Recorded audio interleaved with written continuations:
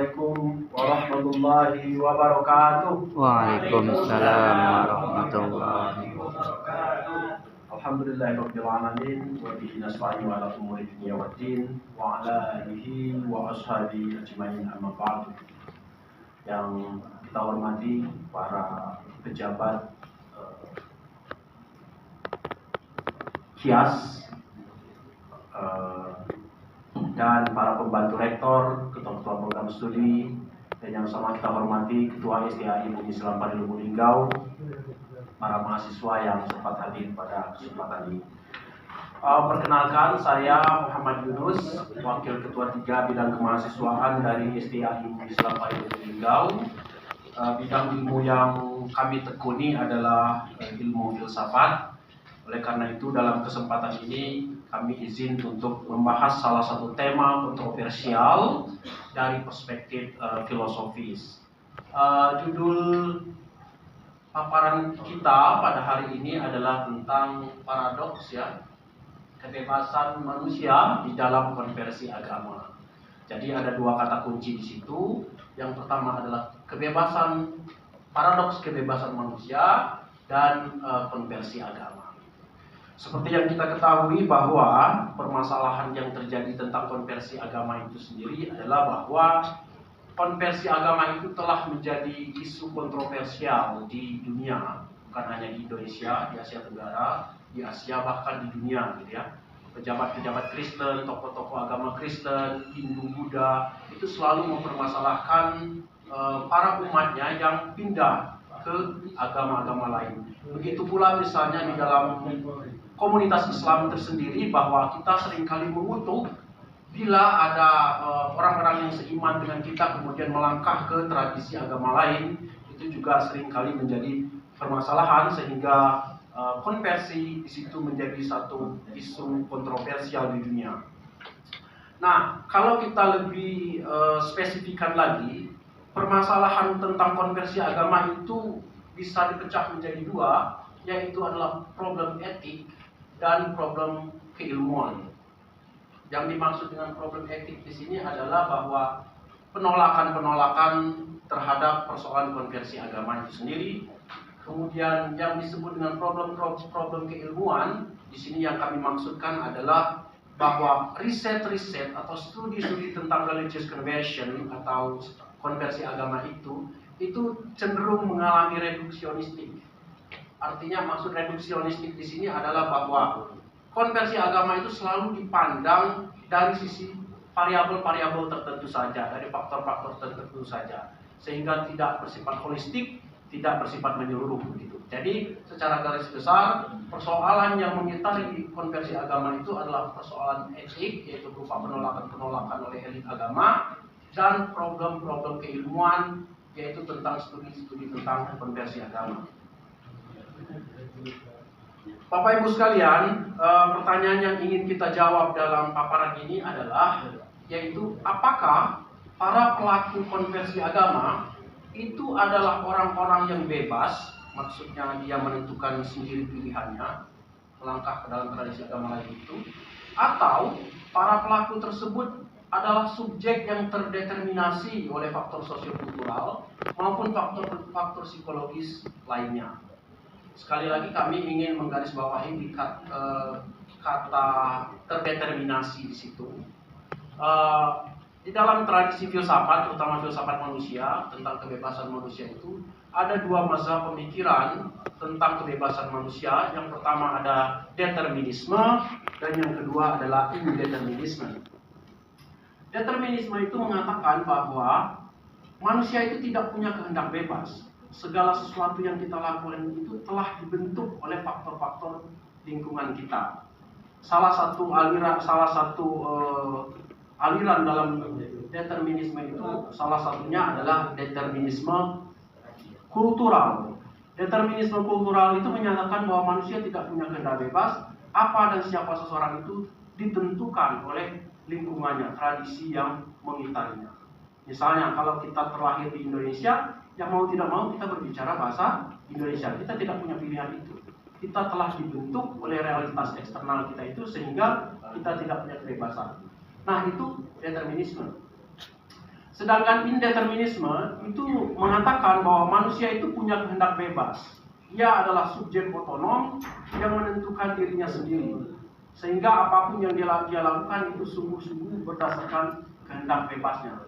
Manusia memiliki kehendak bebas menurut indeterminisme. Sebab kalau itu kebebasan itu tidak ada, maka tanggung jawab juga tidak ada. Sesuatu itu baru bisa disebut bertanggung jawab kalau orang itu melakukan sesuatu dengan punya kebebasan. Kalau dia tidak ada kebebasan, berarti dia seperti robot, maka hukum-hukum moral tidak berlaku baginya. Oleh karena itu, menurut indeterminisme, manusia itu adalah subjek otonom yang mempunyai kehendak bebas untuk menentukan dirinya sendiri. Nah, pertanyaan ini, apakah subjek konversi itu adalah pribadi bebas atau terdeterminasi, akan kita coba jawab dari perspektif teori paradoks kebebasan manusia yang merupakan salah satu tema pokok di dalam filsafat manusia. Pertama-tama mungkin kita perlu sedikit memperjelas apa itu konversi agama. Jadi sederhananya, kita sederhanakan saja bahwa konversi agama itu adalah perubahan sikap keagamaan seseorang, ya. Ada banyak pendapat di situ, misalnya ada, kalau kita mengutip Henry Gurin ya di dalam bukunya Religious Conversion and Disaffiliation, itu mengatakan bahwa konversi agama itu adalah perubahan radikal identitas keagamaan yang diikuti oleh suatu komitmen pada suatu kelompok agama tertentu. Ada Max Hayrick, ada Lewis Rambo juga itu menulis dalam sebuah bukunya yang berjudul Understanding Religious Conversion, itu mendefinisikan bahwa konversi agama adalah perubahan dari tidak adanya sistem kepercayaan menjadi mempunyai komitmen iman, dari afiliasi keagamaan dengan suatu sistem kepercayaan ke sistem yang lain. Nah, saya lewat sedikit. Nah, konversi agama itu ada beberapa tipe, ada 5 setidaknya. Yang pertama ada intensifikasi, ada apostasi, ada afiliasi, ada transisi institusi, dan 5 itu ada transisi tradisi. Bapak Ibu sekalian, bahwa kami ingin menyampaikan bahwa konversi ini sebenarnya adalah pengalaman harian kita bersama. Jadi bukan hanya dialami oleh subjek-subjek tertentu, tetapi adalah pengalaman harian kita. Intensifikasi itu maksudnya adalah penguatan komitmen keagamaan. Orang-orang yang tadinya tidak religius, kemudian mengalami peningkatan religius, itu disebut konversi dengan tipe intensifikasi. Yang kedua ada tipe apostasi. Apostasi itu melangkah memilih untuk tidak beragama. Bentuknya ada 2, ada agnostikme dan ada ateisme. Jadi mereka agnostisme misalnya, ya persoalan keagamaan, persoalan ketuhanan itu di luar nalar manusia, di luar pengetahuan manusia, kita tidak punya pengetahuan tentang itu. Sebaiknya kita diam misalnya tentang hal-hal yang bersifat metafisik, itu agnostisme. Apostasi adalah orang yang keluar dari agama tanpa menganut teologi baru. Jadi tidak seperti misalnya dari Islam ke Kristen atau sebaliknya, tidak. Lalu afiliasi itu adalah orang-orang yang beragama dengan tingkat komitmen yang minim, tetapi kalau ada isu-isu keagamaan dia muncul. Dia jarang ibadah, gitu ya. Yang Islam, mungkin Islam di KTP misalnya seperti itu ya. Tapi ketika isu agama muncul, dia ikut bersuara. Itu orang-orang yang konversi juga, tapi kategori afiliasi. Lalu ada transisi institusi, ini peralihan sekte, misalnya dari sekte Sunni ke Syiah, atau Syiah ke Sunni, dan seterusnya. Itu juga kita masukkan ke dalam transisi institusi. Ada transisi tradisi, ini adalah peralihan agama. Yang paling awam kita kenal, misalnya perpindahan dari Hindu ke Buddha, dari Islam ke Kristen, dan sebaliknya. Itu kita dalam klasifikasi Lewis Rambo itu dimasukkan ke dalam transisi tradisi. Ini objek materialnya, kita sedikit bicara tentang objek formalnya, yaitu tentang paradoks, Bapak Ibu sekalian. Paradoks yang kami maksudkan di sini adalah 2 hal yang bertentangan namun benar dalam keduanya. Jadi paradoks itu yang kami maksudkan itu berbeda dengan kontradiksi. Kalau kontradiksi itu 2 hal yang bertentangan, yang benar harus salah satu. kalau kami mengatakan bahwa kami di sini hadir sekaligus tidak hadir, itu kontradiktif. Tapi kalau kami mengatakan bahwa saya jiwa sekaligus raga, itu adalah paradoks. Jadi paradoks berbeda dengan kontradiksi. Paradoks adalah dua hal yang bertentangan namun benar dalam kesatuannya, kedua-duanya. Sedangkan kontradiksi itu adalah dua hal bertentangan hanya benar dalam salah satunya. Nah, konversi agama, apakah dia kebebasan atau terikat, itu lebih merupakan paradoks nanti daripada suatu kontradiksi. Paradoks kebebasan manusia berarti kodrat manusia sebagai makhluk yang bebas sekaligus terikat.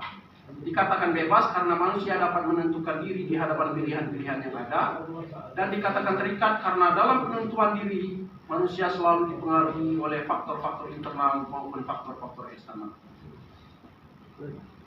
Ini motif-motif konversi, ada motif intelektual, eksperimental, mistik, radicalis, dan seterusnya. Nah, ini tahapan orang melakukan konversi agama itu. Yang pertama konteks, ini kita mengacu pada Understanding Religious Conversion yang ditulis oleh Lewis Ray Rainbow, yang mengklasifikasikan ada 7 tahap seseorang dalam melakukan konversi agama. Ada konteks itu adalah situasi yang menyertai individu sebelum melakukan konversi. Orang bisa melakukan konversi itu harus dalam konteks tertentu. Misalnya berada dalam suatu konteks daerah yang dapat diakses oleh para misionaris misalnya. Kemudian krisis. Konversi agama itu terjadi karena si individu itu mengalami krisis eksistensial.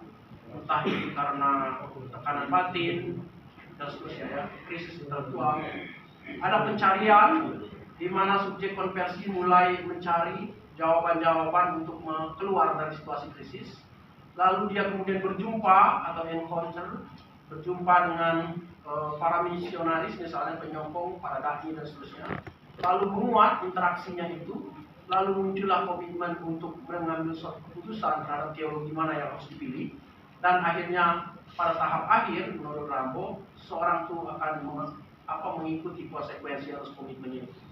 Misalnya kita sebut tadinya, mohon maaf, kita katakan tidak berhijab, tidak bercadar, intensifikasi, kemudian karena mengalami perubahan cara pandang terhadap agama, menggunakan simbol-simbol keagamaan yang berbeda seperti bercadar dan seterusnya, itu adalah konsekuensi.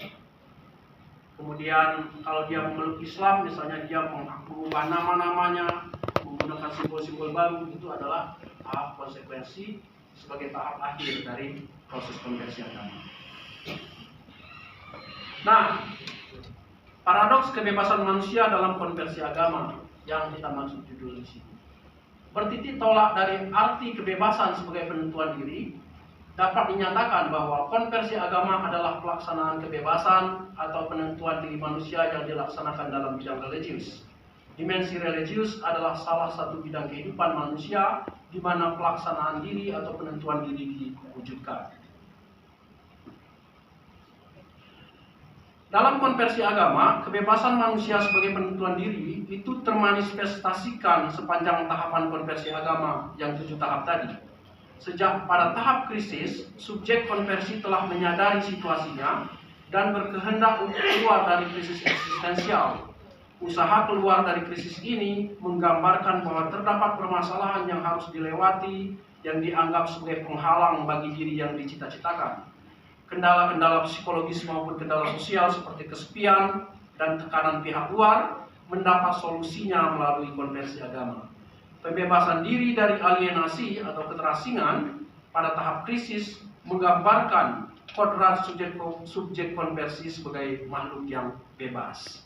Jadi di sini kita melihat bahwa ketika dia mencari solusi untuk mengatasi krisis, kita bisa menilai di situ bahwa si subjek, si individu itu adalah diri yang bebas karena dia dapat menentukan diri untuk mengatasi krisis. Namun, walaupun konversi agama merupakan proses penentuan diri atau perwujudan kebebasan manusia, namun subjek konversi tetap tidak sepenuhnya bebas. Kenapa? Karena subjek konversi terdeterminasi oleh faktor atau variabel-variabel yang menyebabkan konversi, seperti pengaruh para misionaris dan sebagainya. Hal inilah yang dimaksud dengan paradoks kebebasan manusia dalam konversi agama. Subjek konversi merupakan subjek bebas, sekaligus subjek yang terikat. Nah, Bapak Ibu sekalian, kesimpulan yang mau kita katakan adalah bahwa konversi agama yang dipaparkan di sini adalah konversi agama yang menurut pendekatan deskriptif, bukan normatif. Maksudnya kita memahami konversi agama apa adanya, tidak berdasarkan pada teologi tertentu, pada agama tertentu, kemudian menilai itu sebagai baik atau buruk, tidak. Tapi kita menggambarkan itu dari perspektif deskriptif semata-mata. Jadi, menurut kami, peristiwa konversi agama, apapun itu tipenya, entah itu peningkatan komitmen keagamaan dalam tradisi agama yang sama, atau melangkah ke dalam tradisi agama yang baru, atau pindah sekte keagamaan, kami mengatakan bahwa itu adalah perwujudan kodrat manusia sebagai makhluk yang paradoksal, yaitu perwujudan manusia sebagai makhluk yang bebas sekaligus terikat. Pesan yang ingin disampaikan adalah mungkin kita perlu melihat konversi agama itu secara lebih proporsional, sehingga kita tidak terjebak di dalam sifat subjektivitas yang berlebihan dalam menanggapi fenomena konversi yang tidak akan pernah terhenti. Bapak Ibu sekalian, mungkin ini saja presentasi singkat kami.